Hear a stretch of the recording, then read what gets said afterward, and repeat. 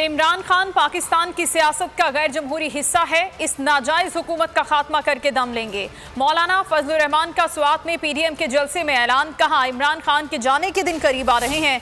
वो आज फिर अवाम में मकबूल नारों का सहारा ले रहे हैं। तुमसे अड्डे मांगे कब हैं जो देने से इनकार कर रहे हो। कभी अमेरिका के खिलाफ बात करता है और कभी बरतानिया के खिलाफ। सीपैक को तबाह बर्बाद कर दिया। तुम चले हुए कारतूस हो। चला हुआ कारतूस दोबारा बंदूक में नहीं डाला जा सकता। आज परवेज मुशर्रफ के खिलाफ बात कर रहे हैं, कल उनके सबसे बड़े एजेंट थे।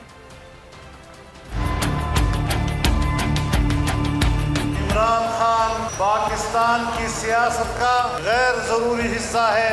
आपने देखा कौमी सलामती के इजलास में वजीर आजम होते हुए भी उनको शिरकत की जरूरत नहीं पड़ी। न किसी ने बुलाया, न कोई आया, और इस तरह पता चला पाकिस्तान की सियासत में हुकूमत बनाने से पहले भी उसकी अहमियत नहीं थी और हुकूमत बनाने के बाद भी उसकी कोई अहमियत नहीं।